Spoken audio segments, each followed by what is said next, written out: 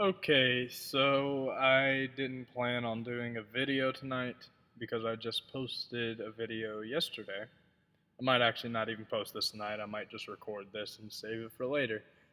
There's nothing really specific to talk about, I'm just gonna blab on about a few things that I should add. Uh, they're nothing to go into too much detail for their own video right now, but we'll go into a few things right now for you, so let's get to it.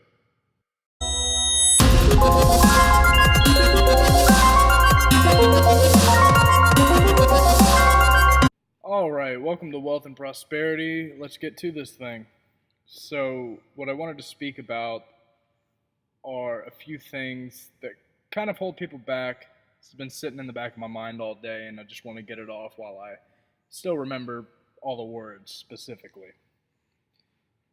But if you've ever grown plants before in your life, you'll notice that whenever you start growing them after the germination stage, you'll want to just keep checking on them. You'll keep running outside and checking on them. You'll keep going back to the back porch, and it's still not up. And it'll get to the point where you're like, did something go wrong? Did I overwater them? Did I underwater them? I was doing everything right. And then if you keep going with it, they'll start to sprout, and then they'll keep growing. The bamboo tree, or bamboo, actually stays in the ground for I don't know how long. Let me look it up real quick. Alright, so I looked it up. Bamboo apparently stays in the ground for like 5 years. I thought it was shorter than that, but apparently it's 5 years. And if you're waiting for that thing to sprout, let me tell you, you're going to be waiting for a while. Get used to it, bud.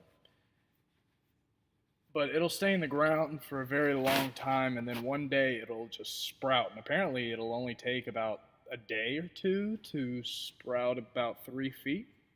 And a lot of businesses work this way, or anything you're trying to progress for. That includes even this YouTube channel. I said in one of the first videos, this YouTube channel is going to be an example of growth. And to give a sort of example, I wanted to do this in the very beginning. I think I said I wasn't going to be advertising this channel. But I did. I went onto Facebook, and here are the results that I got.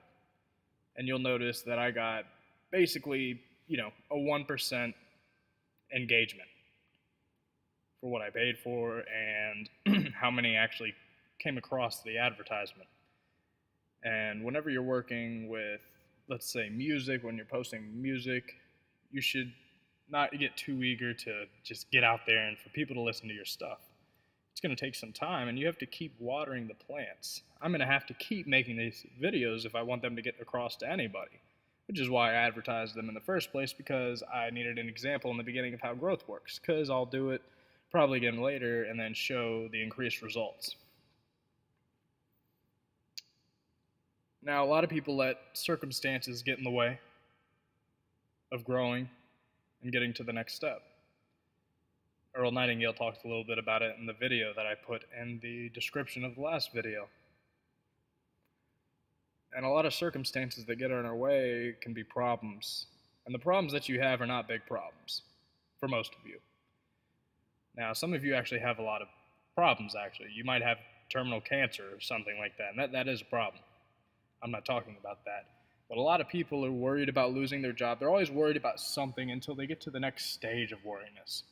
See, now you can be worried about losing your job, but then next week, like Tony Robbins says, you can break your leg, and that's a whole new problem. You don't even care about losing the job at that point, other than to pay for the leg, if you're getting workers' comp. But then after the leg, if you find out you have terminal cancer, losing that job wasn't, that's nothing compared to that problem. And there's so many worse problems than you could be having, and if you let your problems and circumstances define your success and how you grow, you won't really get anywhere. You're not really giving yourself that water. So if you want to get anywhere, you need to start giving yourself water. Start investing into yourself. Start learning a new skill. Start reading books. Start investing and just making yourself grow to where you want to be. I don't know what you want to do or where you want to go with your life, so if you're trying to find quick and easy get-rich answers on the exact thing that you're looking for, you're not going to find it in this channel, and you're not going to find it anywhere else, really. unless you look up tutorials for what you're doing, which is a great start. Reading books on things that you're wanting to do or learn is a great start in investing in yourself, because then you come up with ideas how to make money off of it. And in the first video, I went over things that kind of waste your time, and we'll get over how you can turn those things into things that'll actually make you millions later on in life. But first, you got to learn the trade. You got to learn the skill. You got to grow in some way. You got to quit going to work and coming home and getting this paycheck to paycheck, week to weekend mentality. Just get off work and come home, or get off work, clock out, go to the bar, go home. Get into work, come home, you want to watch. People spend 2 hours of watching television a night, which is insane to me, because the first greatest thing I ever did in my life was get rid of television. I don't watch it at all. Now, I have watched episodes of things before with my girlfriend and my roommate. And, it's interesting, but I don't waste a lot of time on it. I don't devote 2 hours a night, which is upwards to almost 800 hours a year, which if you were just making $2 every hour that you were watching TV, you would actually have an extra $1,600 by the end of the year. And there's actual ways that you can watch TV and make money. There's plenty of ways out there. There's plenty of ways you can watch movies out there and make money. You just have to find the job. You have to go look for it. You must do the work that you're looking to do, because you need to grow onto the next step. Look at yourself right now and look at your goals. Do you even have any for the day? You may have a few goals in your life for what you want to become or what you want to be, maybe 20 steps ahead of you, but what about those first 1, 2, 3, 4, 5, 6, 7, 8, 9, 10, all the way through 20? What are you going to do with those? My YouTube channel, I have put into a 200-part system before I receive any success for it, actually. And I'll probably explain that later. But a great place to start is setting daily goals. I've posted a few things about it on my Facebook so far. I haven't gone into detail really with it. Now, it takes practice setting goals. And you think it's an easy thing, but how many of us can actually work up the energy to actually do it?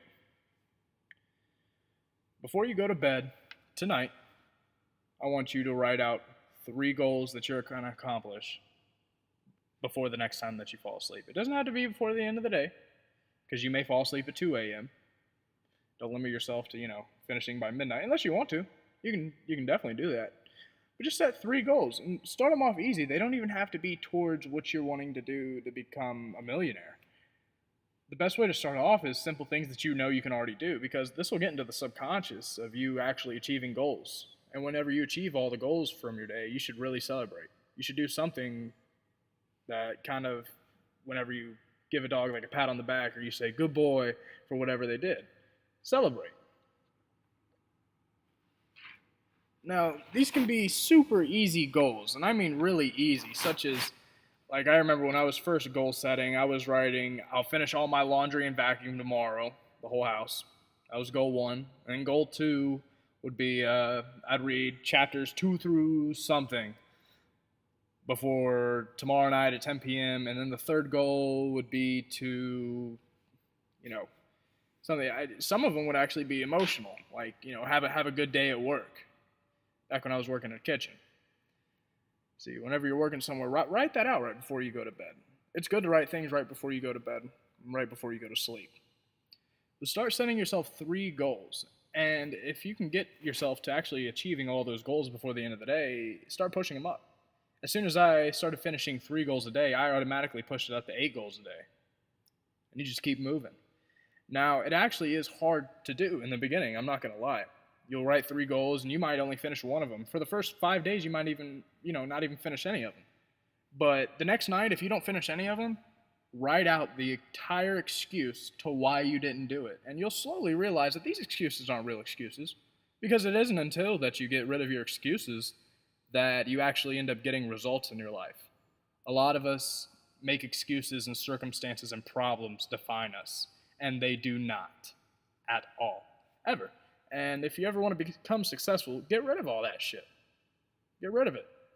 And so if you don't finish any goals by the end of the next day, write out why you didn't do them. And the ones that you did, put a check mark in it. Even if you want to write about them, do that. There's some goals that I would overachieve. Like I said about reading books, that'd be on some of my goals sometimes.